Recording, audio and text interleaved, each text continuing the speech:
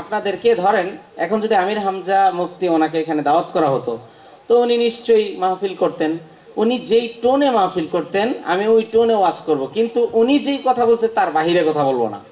ওনার কিছু ওয়াজ থেকে ধরেন 5 মিনিটের একটা ওয়াজ আমি মুখস্থ করছি, ওইটাই আমি আপনাদের মধ্যে ডেলিভারি করে দিব, এটাই। এর বাহিরে কোনো মিথ্যা এমন কোনো কথা যেটাতে উনি কষ্ট পাবেন এরকম কোনো বিষয় না। এবং আরো একটি কথা, মুফতি আমির হামজা হুজুরের সামনে আমি ওনার এই কণ্ঠনকল করে শোনাইছি, উনি আমাকে শুধু বলল ভালো হয়ে যাও, এটা দুষ্টামি করে বলছে, তা আমি সেটাই আপনাদেরকে শোনাই। উনি একদিন মাহফিলে বলতেছে,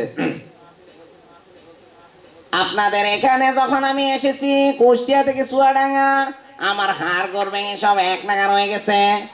আপনাদের বাংলাদেশের বর্তমানের রাস্তাঘাটের যে অবস্থা, কুষ্টিয়া থেকে চুয়াডাঙ্গা পর্যন্ত এই 80 কিলোমিটার রাস্তা, শয়তান যদি কোনোদিন যায় ওই রাস্তার হাঁটবে না। আমার দাদা আজ 21 বছর ধরে আওয়ামী লীগের চেয়ারম্যান, 21 বছর ধরে একাধারে আওয়ামী লীগের চেয়ারম্যান। জিজ্ঞেস করলাম, দাদা রাস্তাঘাটের এই অবস্থা কেন? দাদা বলে, রাস্তা বানানোর জন্য ইনভেস্ট হয়েছিল 32 লাখ টাকা, ওপর আলাই খেয়ে নিছে 16 লাখ টাকা। আপনারা ওপরওয়ালা মানে বোঝেন, এই ওপরওয়ালা মানে আল্লাহ না। বাকি 8 লাখ গেছে রুই কাতলার পেটে, আর 3 লাখ গেছে নল ঠেকিয়ে, যেহেতু কুষ্টিয়া মেহেরপুর চুয়াডাঙ্গা এলাকায় নল বেশি। বাকি রইল 5 লাখ টাকা। 32 লাখ টাকা দিয়ে রাস্তা বানালে যতদিন টিকতো, 5 লাখে সেই রাস্তা টিকবে কিনা? কয়েকদিন পরেই হয়ে গেছে ডেলিভারি রোড। এখন আর মেয়েদের নিয়ে যেতে হয় না বাচ্চা হওয়ার জন্য। করিমান আলাকে যদি বলে ভাই একটু জোরে চলেন, রাস্তায় কাজ হয়ে যাবে। আমাদের বাংলাদেশে বর্তমানে নারী জাতির যে অবস্থা, ওই ব্যাপারে কথা বলে তো বউ আমাকে ঘর থেকে বের করে দেয়।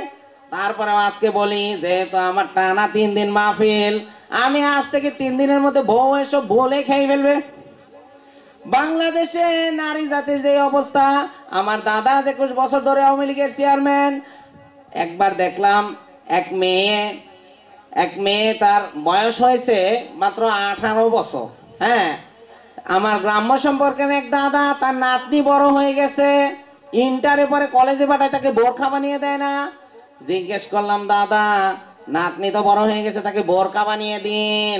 দাদা বলে, আমির হামজা ও কসি মেয়ে, ইন্টারে পরে বলে কসি মেয়ে, আলটামাটাম করে কলেজে পাঠায়। কিছুদিন পর খবর এলো মেয়েটা যেন কার হাত ধরে পালিয়েছে। বাড়ি গিয়ে দেখি দাদা দাদি কেঁদে কেঁদে চোখগুলো আপেলের মতো মোটা মোটা হয়ে আছে।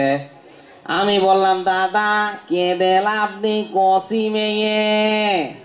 দাদা বলে, আমির হামজা আমাকে আর লজ্জা দিও না। এই হচ্ছে বাংলাদেশের নারী জাতির অবস্থা। আবার বাংলাদেশে যখন পীর জাতিদের অবস্থা দেখি, গোটা বাংলাদেশে 48,000 পীর এই দেশে। এদেশে ভালো হওয়ার জন্য মানুষ আটরশি যায়, দেওয়ানবাগি যায়, রাজার বাগি যায়, কুতুববাগি যায়, চরমনায় যায়। যাওয়ার পরে কি দাঁড়ায়, আগে যা ছিল তার চাইতে আরো খারাপ হয়।